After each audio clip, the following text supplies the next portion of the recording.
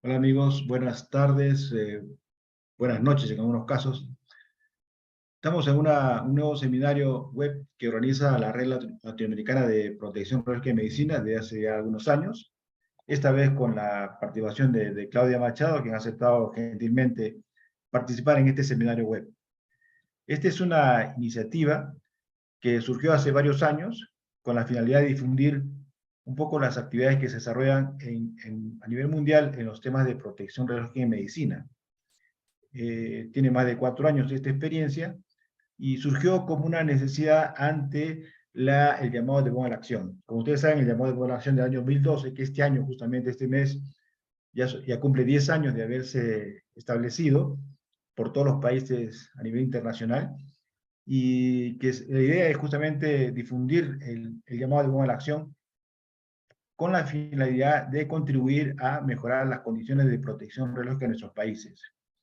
En el año 2016 se hizo una evaluación de lo avanzado en este tema. En Madrid hubo una reunión iberoamericana donde se vio qué problemas tenemos, qué soluciones proponemos y cómo podemos cuantificar los avances en la solución de los problemas que se plantean. Esto fue a nivel iberoamericano, y a nivel de América Latina lo que hicimos fue hacer un simposio similar.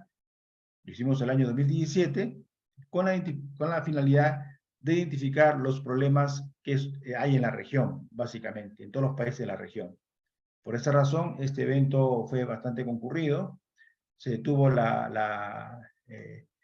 el apoyo de los organismos internacionales, y el último día de la reunión, acá está justamente la foto de la mesa redonda, donde participaron todos los que estaban a cargo de las mesas de las diferentes secciones. Se decidió formar una comisión para evaluar el avance de los acuerdos que se tomaron en este simposio.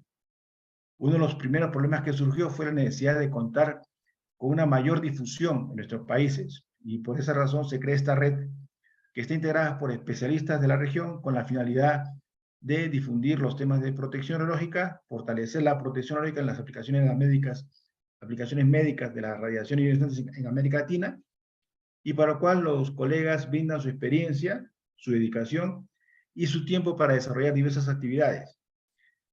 Es una red totalmente abierta, no hay que suscribirse. A través de esta red hemos hecho traducción al español de diversos temas de los organismos internacionales. Hemos creado una página en Facebook de la red LAPRAM, donde hay mucha información disponible que uno puede recogerla, descargarla. Esto se crea en septiembre del año 2017 y nuestra página tiene más de 10.000 seguidores. Hemos participado en congresos internacionales, los más importantes son el de protección biológica y el de física médica. En ambos hemos participado en simposios, hemos auspiciado también eventos que se desarrollan en la región de las sociedades profesionales de protección biológica. Hemos organizado o estamos organizando seminarios web que ya tenemos más de 60 videos organizados por nosotros, que tienen más de 39.200 visualizaciones y están disponibles en el canal de YouTube. Basta que se ponga RelaPlan y encuentran todos los videos. Estos son parte de los videos. Este es nuestro grupo de RelaPlan con el cual empezamos. Tenemos 45, 46 videos, también de lo que hemos hecho con el Foro Iberoamericano de Organismos Reguladores Radiológicos y Nucleares, con la Sociedad Española de Protección Biológica y temas sobre gestión de conocimiento. Esto se inició, como les comenté, el año 2017, una invitación que se hizo a la ciudad de Medellín. En esa reunión pudimos ver, hace más de 4 años, en 2017, no era tan fácil hacer una comunicación virtual como la que estamos haciendo ahora. Ahora, por supuesto, con la pandemia nos ha ayudado bastante, por lo menos en este tema, de poder tener las facilidades para hacer una mejor difusión de todos los temas técnicos. Pero en esa oportunidad era bien difícil. Todo esto costaba, tenía un costo bastante alto, y fue justamente que nos apoyaron en Colombia para poder organizar estos seminarios web. Bueno, este es nuestro canal en YouTube. Tenemos 66 videos, 39.200 visualizaciones. Lo que hacemos nosotros es difundir más los temas del llamado de evaluación. Ahora, por supuesto, después de estos 10 años, nos estamos planteando la necesidad de ver algo más específico para nuestra región, que lo vamos a establecer porque tenemos ya algunas formas que vamos a utilizar en los próximos tiempos. ustedes saben que hay en el organismo, en el OIA, en la página de la OIA hay una sección donde se han colocado una serie de herramientas que son interesantes para poder implementar el llamado de buena acción. Hay videos, hay publicaciones, hay conferencias, hay pósters, todo tipo de materiales. Y, bueno, acá se indica cómo ingresar a esta sección. Hay más de 1000 recursos. Entre ellos están justamente los seminarios web que realizamos.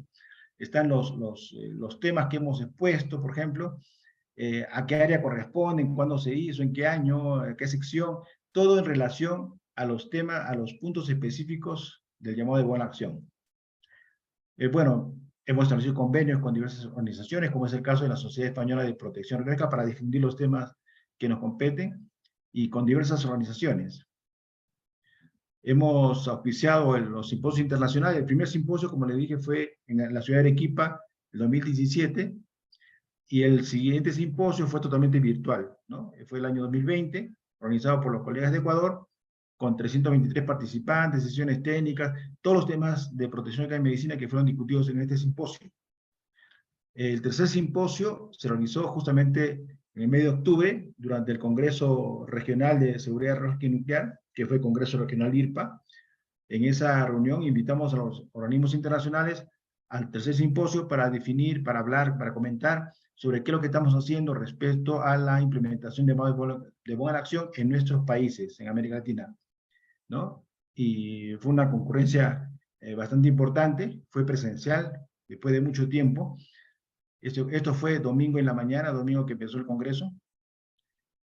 Y quería también comentarles de que estos seminarios web tienen también el apoyo de la Federación de Radioprotección de América Latina y el Caribe, que es una federación que ha cumplido 29 años y está compuesta actualmente por 17 sociedades en 16 países. Es eh, una organización que básicamente lo que hace es interactuar entre nosotros con la finalidad de establecer diferentes trabajos de investigación, diferentes trabajos de colaboración, de ayuda mutua entre nosotros, para mejorar las condiciones de protección médica en general en todos nuestros países. Son 16 países, dentro de poco se incorporan 3 países más, con lo cual hemos cubierto toda América Latina. Y les comento que el próximo año ya estamos organizando un simposio internacional sobre protección radiológica, este es el simposio internacional con la finalidad de celebrar los 30 años de la Federación de Radioprotección de América Latina y el Caribe. A su vez va a ser un encuentro latinoamericano de presidentes de sociedades de protección radiológica y Congreso Peruano de Protección Radiológica. Va a ser en esta ciudad. Bueno, yo estoy actualmente en la ciudad de Cusco, justamente coordinando este simposio. Ya tenemos la colaboración de la universidad, va a ser en el Paraninfo de la Universidad Nacional San Antonio Abad del Cusco, y va a ser del 26 al 30 de noviembre del próximo año. Así que están cordialmente invitados. La información la van a tener en todas nuestras redes que tenemos, como la red LAPRAN y otras redes. Bien, estas son nuestras direcciones, si quieren ubicarnos, en correo electrónico, nuestra página en Facebook y canal de YouTube, que justamente dentro de unas horas va a estar esta conferencia, este seminario web, va a estar en este canal. En esta oportunidad, agradecemos la presencia de Claudia, que nos está ofreciendo este seminario web, que básicamente es para tratar un tema sumamente importante en nuestra región. Es técnica superior en diagnóstico y terapia en radiología, miembro de la Comisión de Protección contra las Radiaciones en el Centro Hospitalario Universitario de Porto, formada en protección radiológica, técnica cualificada en protección radiológica nivel 2, licenciada en radiología, posgrado en gestión de unidades de salud y tiene posgrado en radiología. Así que el tema que ella nos va a exponer es gestión de dosis de radiación, casos prácticos en un centro hospitalario. La exposición va a estar, ustedes la pueden ver, la presentación en español, como habla portugués, lo habla en portugués, pero ustedes pueden hacer sus preguntas en portugués, en inglés o en español. La pueden hacer por el chat al final de su exposición, y en caso requieran hablar el tema un poco más, ampliar la pregunta, pueden levantar la mano y se les puede dar la oportunidad para que puedan exponer de manera breve la pregunta que quieran hacer. Así que voy a dejar de compartir y voy a invitar a Claudia para que haga su presentación. Muchas gracias, Claudia.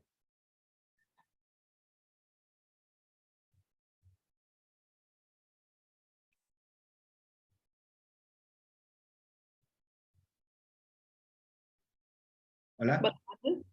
Eduardo, está tudo direitinho? Ahora sí, ahora sí te escuchamos bien. Sim. Ahora sí. Boa tarde a todos. O meu nome é Cláudia Machado, tal como o Eduardo disse. Gostaria de agradecer o convite da Redlam para estar presente neste webinar. Bom dia ou boa tarde, para vocês é bom dia, não é? Nesse lado do oceano. Antes de mais, gostaria de falar um pouco sobre a gestão de doses, então, no nosso centro hospitalar. Tal como o Eduardo disse, vou fazer a apresentação dos slides em espanhol, mas fazer a apresentação em português. Estes são então os tópicos que vou abordar hoje. Vou fazer um pequeno enquadramento do Centro Hospitalar Universitário do Porto, fazer a descrição da Comissão de Proteção Radiológica e como ela está organizada aqui no nosso hospital, e vou fazer 3 exemplos de gestão de dose aqui no nosso hospital.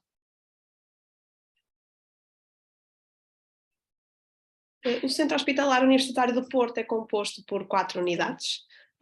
O Hospital de Santo António, que é o polo mais antigo deste centro hospitalar, foi fundado em 1820. É um hospital atualmente de adultos e na altura começou como um hospital da Misericórdia. Temos também o Centro Materno Infantil do Norte, que foi fundado no século XIX.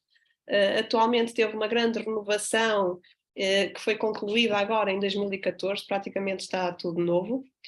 Temos também uma parte que é o ambulatório e a consulta externa, que são também recentes, e temos também ainda um centro de genética médica que foi fundado em 1980. Dentro do nosso centro hospitalar, temos 52 geradores de radiação ionizante, 8 salas de radiologia convencional, 4 TAGs, 3 salas de angiografia, entre outros equipamentos. Temos ainda um serviço de medicina nuclear, e 2 serviços na área não médica, um de genética médica, tal como eu falei anteriormente, e um de radioimunoensaios no âmbito da química clínica. Atualmente temos cerca de 600 profissionais monitorizados. Este valor está em constante atualização. Por exemplo, agora no início do ano vão entrar internos de especialidade, ou seja, vamos ter um acrescento de novos profissionais.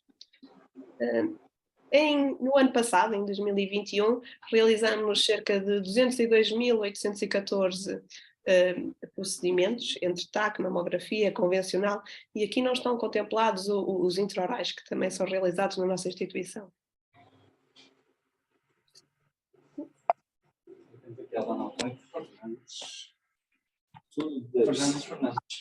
A Comissão de Proteção Radiológica está inserida no gabinete, dentro do Departamento da Qualidade, e ela responde diretamente ao Conselho de Administração. Ela é composta por os 3 diretores de serviço no âmbito da imagem, 3 técnicos de radiologia, temos ainda uma técnica também de medicina nuclear. A responsável da proteção radiológica no nosso hospital é a técnica diretora, a técnica Filomena. Temos ainda a assessoria de 2 físicos médicos no âmbito do radiodiagnóstico e da medicina nuclear. É muito interessante ter assim uma equipa multidisciplinar, consegue-se ter vários pontos de vista sobre o mesmo assunto, o que torna sempre os debates muito enriquecedores em todas as áreas. Com a diretiva de 2013 da Euratom, que foi apenas agora transposta em 2018 para a realidade portuguesa, houve uma necessidade de organizar, ordenar todos os serviços de uma forma que até aqui não era habitual.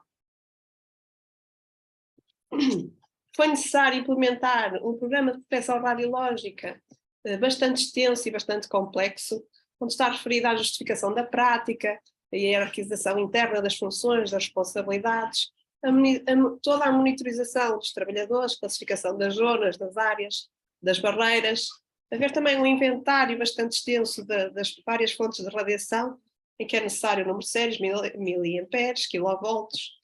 Todos os manuais têm que estar em português, entre outras informações sobre as nossas fontes de radiação. O nosso plano de proteção radiológica tem cerca de 80 páginas, sendo que a entrada e saída no centro hospitalar assim tão grande, de equipamento, está sempre a variar e estes manuais estão sempre a ser atualizados. O nosso plano de emergência interno também é bastante extenso, tem 22 páginas e refere sempre os procedimentos em caso de incidente e acidente, bem como está contemplada toda a equipa de emergência e os contactos a ligar no caso dos eventos significativos. Houve um documento que foi necessário implementar com esta nova diretiva, que é o consentimento informado para os pacientes, bem como todo o circuito associado a esse consentimento que até então não existia. Um consentimento informado relativamente à parte da radiação ionizante. É ainda necessário também ter um plano de manutenção e garantia de qualidade de todos os serviços e equipamentos sempre atualizado e um plano de formação tanto para os trabalhadores da emergência, que estão contemplados no plano de emergência, como para os restantes trabalhadores. A parte da medicina no trabalho também é bastante importante nesta nova diretiva e neste programa. Foi também necessário realizar protocolos escritos com os níveis de referência diagnóstico para as áreas, todas as áreas de intervenção, TAC, salas cirúrgicas, mamografia, cardiologia. Nossas orientações de execução de exames têm cerca de 120 páginas, como instalamos agora um TAC, está a ser revisto e atualizado, nomeadamente os DRLs.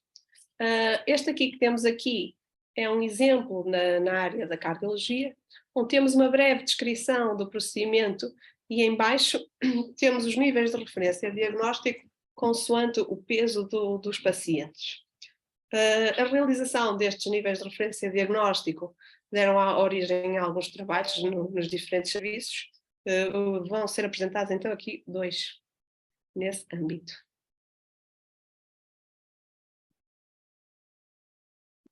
Vamos então passar para as situações práticas de gestão de dose no Centro Hospitalar do Porto. Temos aqui algumas imagens dos técnicos a trabalhar nas diferentes valências.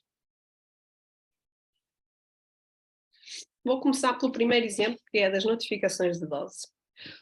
Este sistema de notificações de dose foi implementado em fevereiro de 2018, onde fizemos a apresentação a todo o serviço de como é que ele iria gerir e como é que iríamos gerir as altas doses dentro do nosso hospital. A base das nossas notificações tiveram dois grandes documentos, que é o SAFRA, da Agência Internacional de Energia Atómica, e o STECR, de 2009. Começamos, os triggers que nós definimos seriam um tempo de fluoroscopia acima de 60 minutos, um DAP superior a 300 mg por centímetro quadrado, dose na pele acima de 2 graus, e também tínhamos alguns triggers events, lesões desencadeadas por radiação, um paciente errado exposto, gravidez desconhecida e vários procedimentos nos últimos 12 meses. Inicialmente começamos com uma abordagem mais defensiva no âmbito destas notificações de dose, com esta questão da avaliação dos pacientes após uma dose na pele acima de 2 graus. Contudo, nesse mesmo artigo do STECR, refere que o trigger de 30 minutos era aconselhado. Contudo, nós achamos que esse valor era muito baixo, tendo em conta os equipamentos que nós tínhamos e que os conhecíamos, e preferimos estabelecer então um trigger de 60 minutos. Este ano a Agência Internacional de Energia Atómica fez a atualização desses valores de trigger e subiu a dose na entrada na pele para 3 mg e o aircare acumulativo para 5 graus. Bem como o DAP, para os procedimentos que não são de cardiologia, subiu-os para 500 mg por centímetro quadrado, ou as unidades que forem convertidas.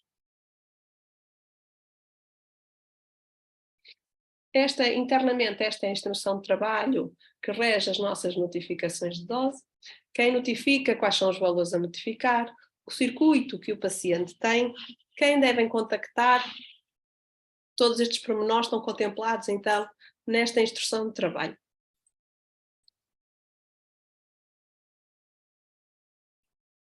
Este é, então, o circuito das nossas notificações de dose.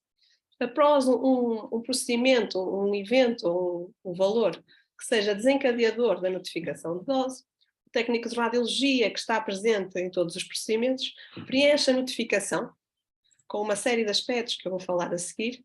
Há posteriormente, então, uma avaliação da Comissão de Proteção contra as Radiações e, posteriormente, se os cálculos demonstrarem que há uma dose na pele superior a 5 graus, há uma notificação para o médico assistente ou para o intervencionista, ou para o médico que está a assistir aquele paciente, que fará a avaliação dos efeitos, segundo um protocolo que nós também já estabelecemos.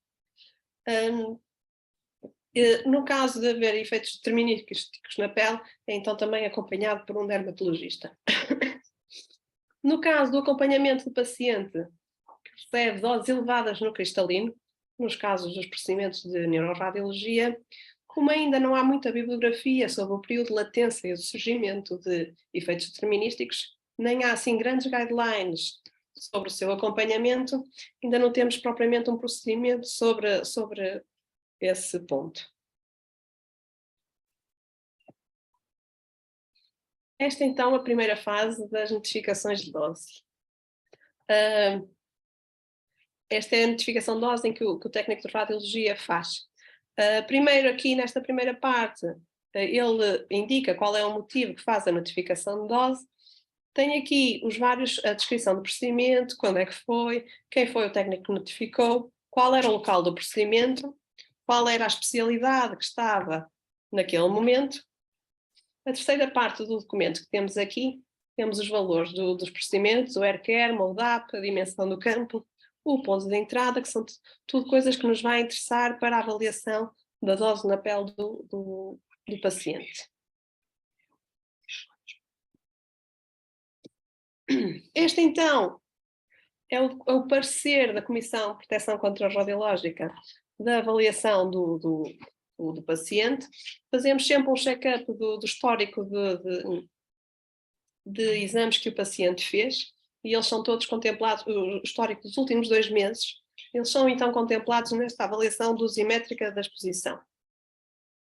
O terceiro documento que aqui surge é a avaliação clínica da exposição radiológica, onde é o médico assistente que faz a avaliação na pele de 2 a 3 semanas, ou 8 a 10 semanas, e procura então eritema na pele e apilação.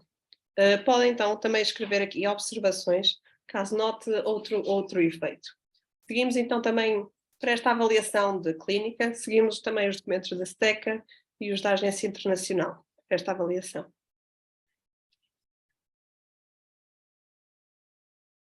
Os resultados das nossas notificações foram apresentados no Congresso Europeu de Radiologia deste ano.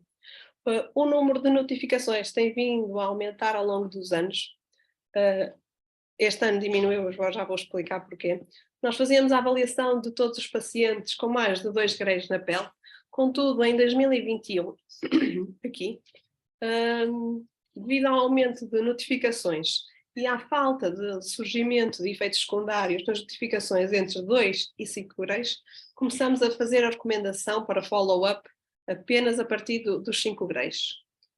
No início de 2022, tal como eu falei há pouco, os valores de trigger foram alterados, então daí é que nós temos menos notificações, porque os nossos triggers aumentaram, ou seja, também temos menos notificações por este motivo. O serviço que mais notificações tem foi a cardiologia, como podemos ver aqui, seguido da neuroradiologia, radiologia e cirurgia vascular.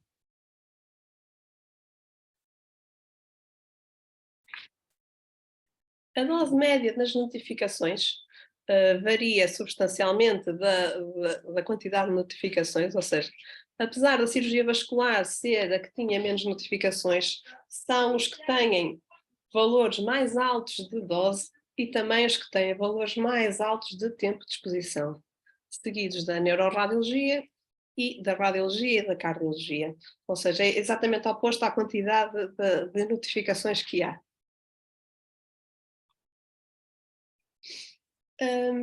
Como eu já vos falei, o serviço que mais tem notificações é a cardiologia, e apesar dos longos tempos de exposição e o número de follow-ups não é assim tão alto como seria de esperar. Um dos nossos maiores problemas em relação ao seguimento dos pacientes da radiologia é que nós recebemos muitos pacientes de fora, ou seja, e são encaminhados posteriormente para outros hospitais, então perdemos algum rastro desses pacientes em tempo útil de verificar se o aparecimento ou secundários da radiação. Além disso, temos também alguma dificuldade em que os médicos colaborem connosco nesta parte dos follow-ups. Têm sempre alguma reticência quando nós os abordamos e questionamos sobre aquele paciente específico, porque acham sempre que estamos a pôr em causa os procedimentos e a forma como eles foram feitos. Mas aquilo que nós pretendemos sempre é o bem-estar dos pacientes. Também verificamos que cerca de 10% dos pacientes que têm altas doses, aqueles que nós achamos que vão ter efeitos secundários, acabam por falecer, uma vez que estes procedimentos vão ser muito complexos e os pacientes acabam por falecer por outras questões e não por questão da radiação. De todos os pacientes que nós seguimos, apenas um teve efeitos secundários da radiação, com eritema da pele e apilação. E a especialidade foi a neuroradiologia.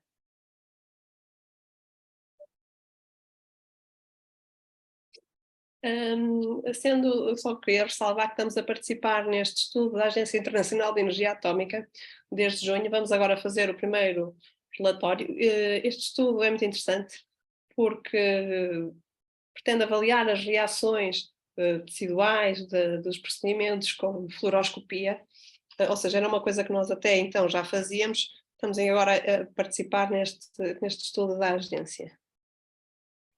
Vou então agora passar para o segundo exemplo de gestão de doses, neste caso na neonatologia, que é uma área que até é pouco abordada no âmbito da proteção radiológica. Os bebés com pesos mais baixos, até 500 gramas, podem fazer até 60 radiografias durante a sua hospitalização. Tal como vos falei no início da minha apresentação, o hospital, o Centro Materno-Infantil, é recente e tem esta estrutura, ou seja, esta estrutura foi feita de novo para receber, e é bastante ampla, para receber os bebés recém-nascidos e estes cuidados natais que são bastante importantes. Uma das nossas maiores dúvidas relativamente a este espaço novo era se os bebés que estão ao lado das incubadoras recebiam algum tipo de dose, tanto os que estão nas incubadoras ao lado ou noutras incubadoras. Uma das nossas questões era se era necessária a utilização de biombos de chumbo, que sempre foram utilizados neste serviço, mas da forma antiga. E também recebemos 2 tipos de equipamentos naquele hospital. Temos um equipamento de aquisição direta, um móvel DART da Shimadzu, e temos também outro móvel DART, mas com um sistema CR. Queríamos então saber qual era o sistema que seria melhor para trabalhar nesta área e qual é que nós conseguíamos ter uma melhor qualidade de imagem com doses mais baixas. Outra das questões pertinentes que surgiu neste serviço está relacionada com a comunicação de risco radiológico. Ou seja, muitas vezes os pais perguntavam porque é que toda a gente naquele local saía e os bebés ficavam. Quem fazia as exposições, não é?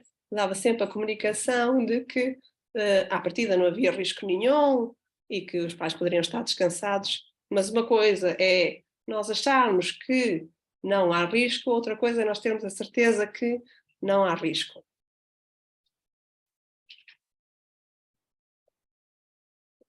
Resolvemos então pôr as mãos à obra e fomos realizar uma série de testes nas incubadoras bem como recolher dados daquilo que nós tínhamos. Fizemos então uma recolha de dados retrospectivos dos valores de aquisição da imagem sem bebés na neonatologia, com o sistema direto e com o sistema de IPs. Fizemos ainda medições com as incubadoras, como podem ver aqui nas imagens, os meus colegas a fazerem as medições, eu estava a tirar fotografias. Utilizamos então um fantoma de CTDI de cabeça pediátrico para fazermos como se fosse um bebê, simular um bebê neonatal, e utilizamos um monitor de radiação Atomtex. Fizemos bastantes medições, nomeadamente com a tampa aberta, com a tampa fechada, com os IPs na gaveta, por baixo da gaveta.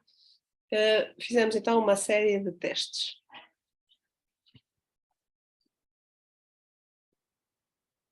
O nosso bebê médio tem cerca de 1,8 kg, que costuma estar naquela unidade. Após a nossa recolha de dados conseguimos ver isso. Tanto com o sistema direto como o indireto, anda sempre toda à volta de 1,8 kg. São utilizados cerca de 58 kV com uma exposição de 1,4 mA no sistema direto, com um DAP de 10 mg por centímetro quadrado, médio.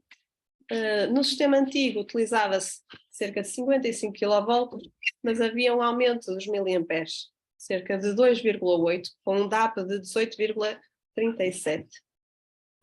Neste quadro aqui, podemos verificar,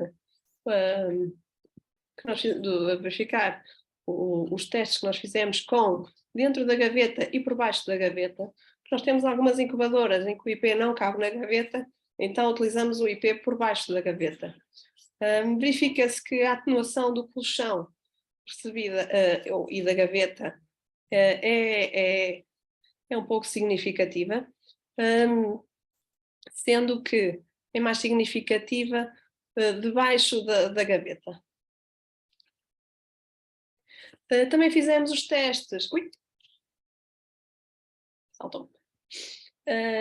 Fizemos também os testes com a tampa e sem a tampa.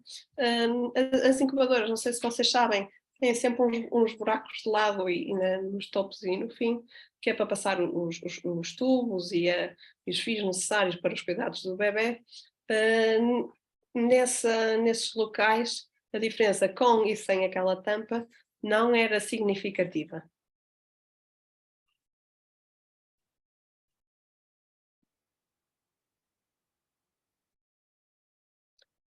Um dos aspectos importantes a salientar é que os bebés que estão nesse serviço, tal como eu falei há pouco, além de pacientes, são também membros do público, ou seja, eles permanecem na unidade sempre que há radiografias para os outros bebés.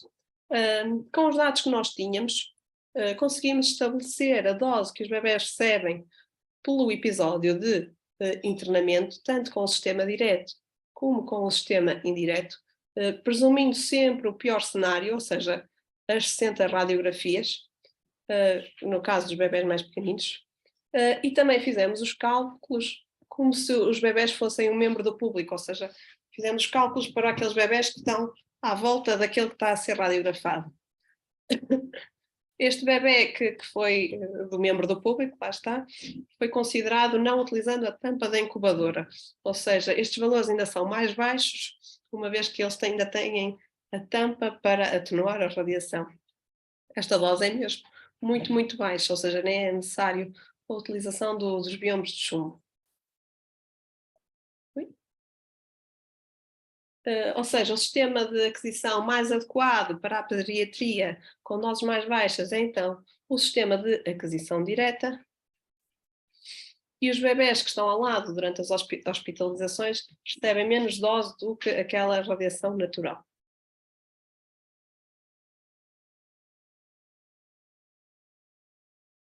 O terceiro exemplo que eu vos trago hoje, que vamos falar agora, é no âmbito da cardiologia, tanto do ponto de vista dos pacientes como do ponto de vista dos profissionais.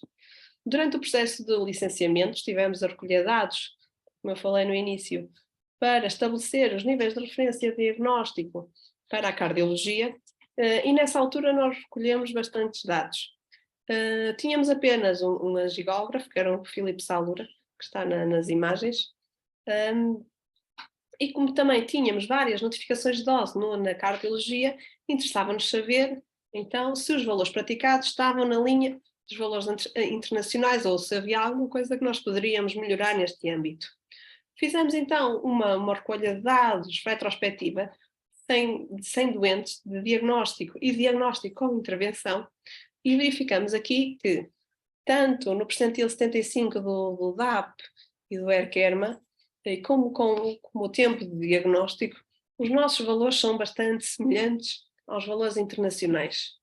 Sendo os procedimentos mais frequentes que nós vimos neste âmbito da cardiologia, são os de intervenção da coronária direita e da descendente anterior.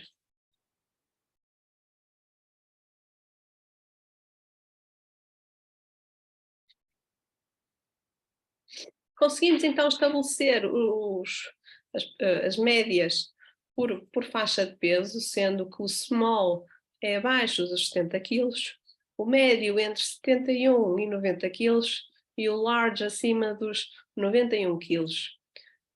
Os primeiros três aqui deste quadro são valores de intervenção, são valores de diagnóstico, e os últimos três são valores de diagnóstico com intervenção. Conseguimos perceber que os valores quase duplicam consoante o peso com o aumento do peso dos pacientes. Também é interessante perceber que os pacientes, o tempo também está muito associado ao tamanho dos pacientes, como nós podemos verificar aqui. Quase que duplica consoante o tamanho do paciente e também consoante a complexidade, não é? Com uma intervenção é mais complexa do que um exame diagnóstico, que este tempo também aumenta substancialmente. Uma das particularidades dos relatórios do Alura, do angiógrafo, é ter este esquema que nos consegue dar o peak skin dose, ou seja, nos é bastante útil no âmbito das notificações de dose, para também conseguirmos dar alguma feedback ao intervencionista do local onde é que ele pode procurar os efeitos determinísticos.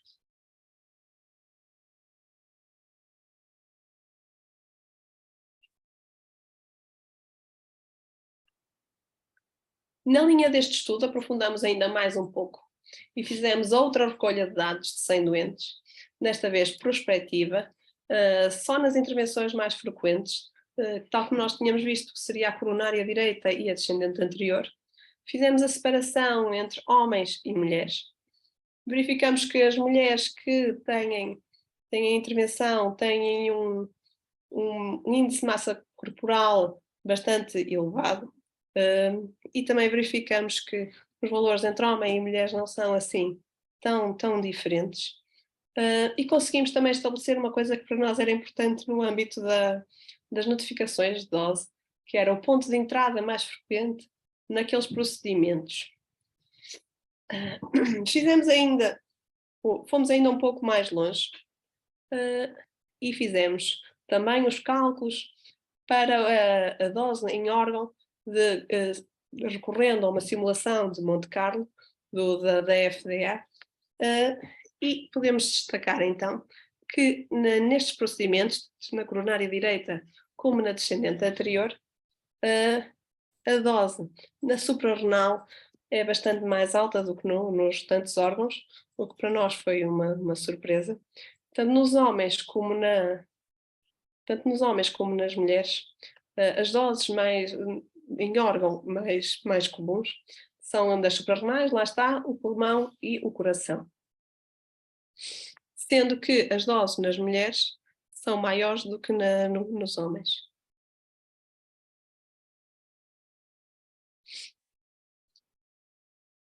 Tal como falei há pouco, depois de termos estudado a parte da cardiologia dos pacientes, fomos também estudar a parte dos profissionais. Entretanto, entre um estudo e o outro, foi instalado um equipamento novo, um Philips Azurion, e então fizemos a comparação entre os dois, mas no âmbito dos profissionais. Aqui neste lado temos a planta da nossa cardiologia, este lado é onde está o Alura, que são estas duas fotografias. Aqui está a parte da consola e neste lado temos então o outro angiógrafo novo, que é um Azurion. Estes círculos coloridos que estão aqui respectivamente o primeiro e o segundo intervencionista. Todos os outros, todo o restante da equipa, tanto a anestesia como os enfermeiros e toda a equipa, costuma ficar-se fora durante os procedimentos com radiação. Vamos então, lá estão aqui as fotos dos meus colegas que tivemos a tirar durante os nossos testes. Colocamos então 10 placas de acrílico, 20 centímetros de PMMA para simular um paciente. Fizemos então as avaliações com as angulações típicas dos procedimentos mais comuns, tanto da descendente anterior, que é um RAL 15, cranial 25, e da coronária direita, LAU 30. Já sabíamos estes procedimentos mais comuns, portanto as angulações do estudo anterior.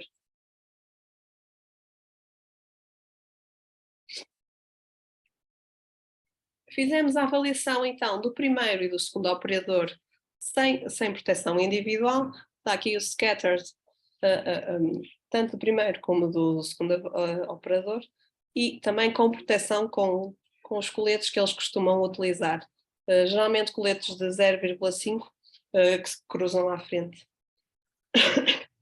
Consegue-se perceber, então, que a dose do primeiro e do segundo operador não é tão diferente como aquilo que nós acharíamos de antemão. Devido ao estudo anterior, também conseguimos relacionar a dose de cada procedimento, tanto para o primeiro como ao segundo operador, no equipamento novo e no mais antigo, no Azurion e no Alura. É interessante perceber que no equipamento mais novo, no Azurion, o segundo operador recebe mais dose que o primeiro operador. Não sei se notaram que neste novo equipamento, o primeiro operador tem aqui uma proteção adicional que o segundo não tem. Ou seja, é normal que o primeiro operador tenha menos dose do que o segundo. Entretanto, já tratamos que o segundo operador receba uma proteção adicional.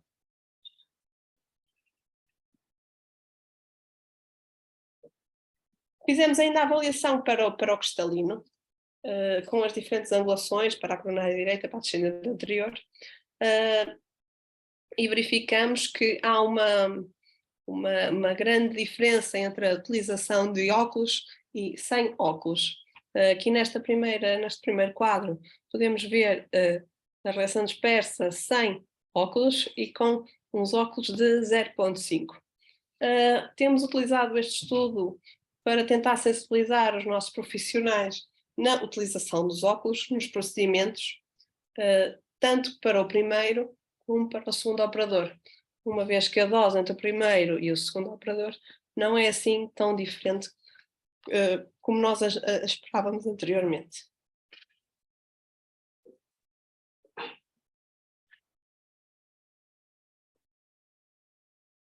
Ao longo dos anos, a Comissão de Proteção contra as Radiações tem feito alguns trabalhos no âmbito da proteção radiológica.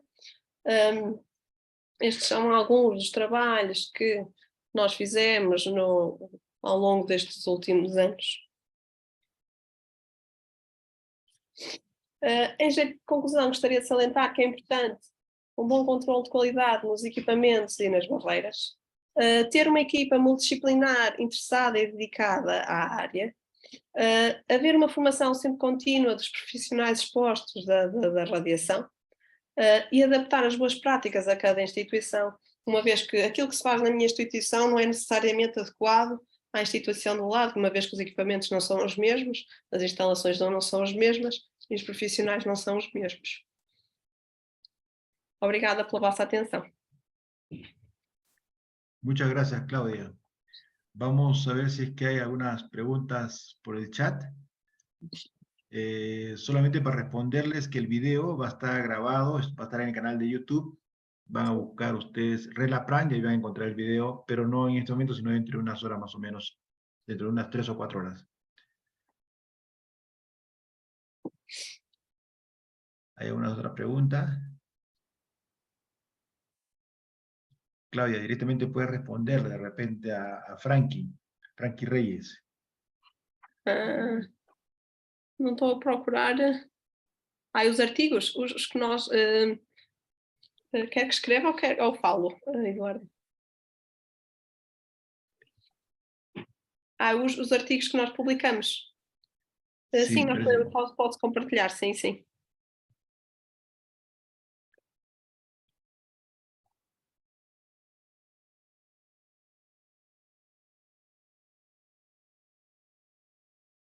si desean hacer la pregunta oralmente, pueden levantar la mano porque a veces requieren de repente un poco más ampliar el tema. Y si no, lo pueden hacer por el chat directamente.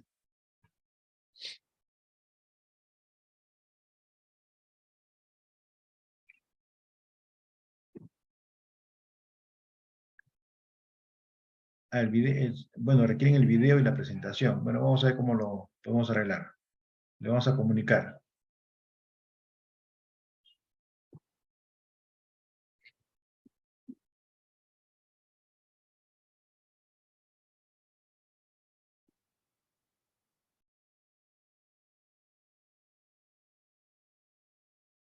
Bien.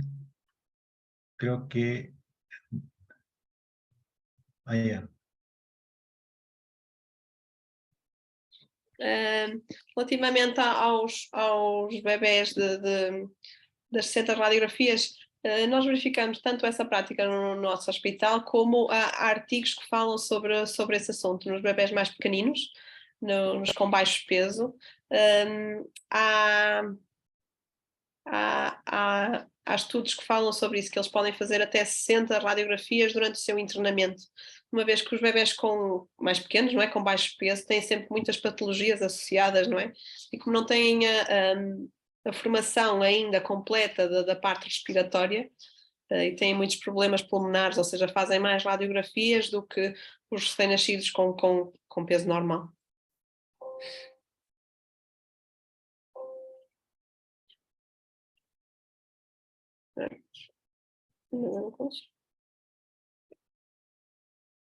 La presentación la podemos colocar en internet para que la puedan ver. Tenemos también un canal donde hay algo de 150 presentaciones que la vamos a colocarla más tarde. ¿Está bien, Claudia? Para que la puedan ver con tranquilidad en PDF. Sim, posso enviar a apresentação em PDF para a Redlamp, sim. Así es. Bien, no veo más preguntas. Hay muchos agradecimientos, muchas palabras de gratitud por la presentación, que ha estado muy bien. Una nueva pregunta de Frankie. Ablação cardíaca? Aqui no hospital faz ablação, mas as doses são muito, muito baixas. Praticamente nem há notificações de dose sobre a parte das ablações.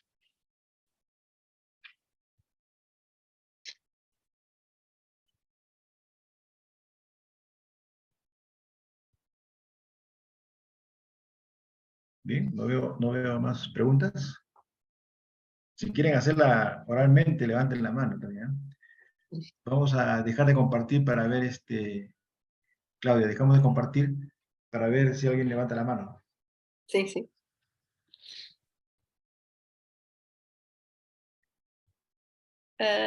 Ricardo, noção relativamente... tenho que explicar melhor a pergunta.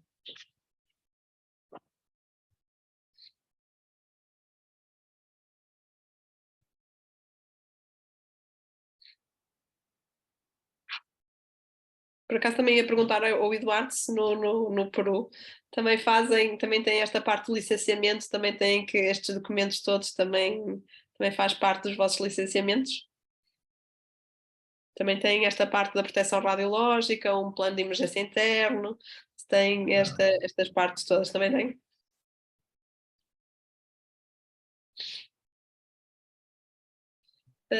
Eu acho que, Ricardo, varia de instituição para instituição. Sabemos que há instituições que estão bastante atrasadas relativamente a esta parte dos licenciamentos, há outras que têm as coisas mais em dia.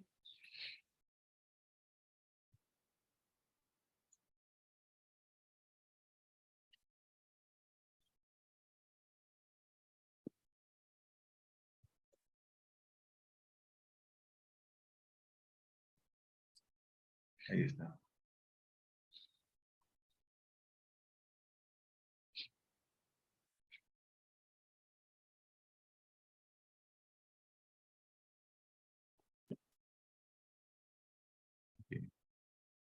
Y no veo más preguntas.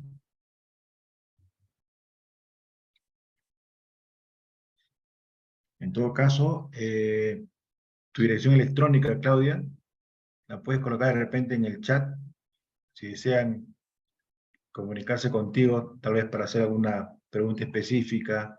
O e-mail. Sí.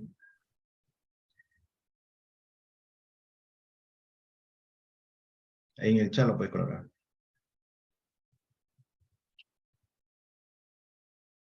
Perfecto. Entonces ahí tienen la dirección electrónica en el chat. Cualquier consulta que quieran con Claudia, pueden hacerle directamente a ella.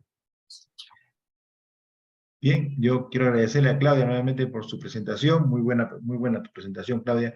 Y también a ustedes por haber asistido a esta reunión. Y ya saben que cada mes tratamos de exponer un tema diferente. Ya tenemos la programación el próximo mes, pero todavía no lo vamos a anunciar. Así que agradecerle a todos y saben que ya esta tarde tienen el video completo para que lo puedan ver con tranquilidad. Dentro de unas 3 o 4 horas, dependiendo de cómo vaya la gestión que haga hoy día. Bueno, nuevamente, Claudia, muchas gracias. Obrigada pela apresentação e pela oportunidade. Adiós, que vaya muy bien. Obrigada.